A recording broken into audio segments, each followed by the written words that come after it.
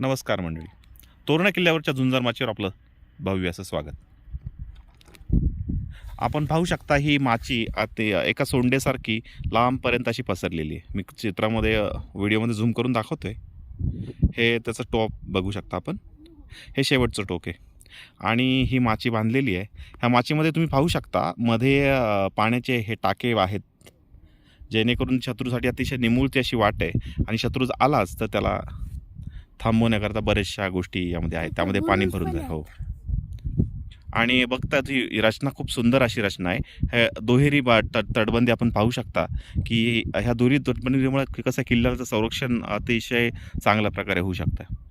आणि आजूबाजूला पाहू शकता की किल्ल्यावरती एंट्री घेण्यासाठी काहीही अशी जागा नाही आहे. आणि ह्या दरवाजाने जरी आपल्याला एंट्री घेतली तरीसुद्धा सुरक्षेच्या दृष्टीने अतिशय चांगला असा फौजफाटा तिथं तैनात करता येईल.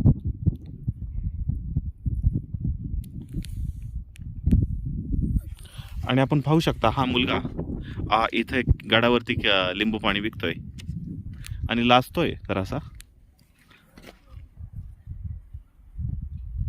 हा पूर्ण असा स्वच्छ सुंदर असा परिसर हे बघू शकता. एकदम हिरवगार असं नवलाईने नटलेलं हे सुंदर असं निसर्गाचं चक्र.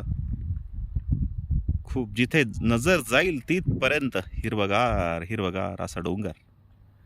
ह्या साईडला धरण, ह्या साईडला झुंजार माची, त्या साईडला राजगड, त्या साईडला सिंहगड, त्या साईडला रायगड, त्या साईडला लिंगाणा आणि हा आपला तोरणा आणि परत राजगड.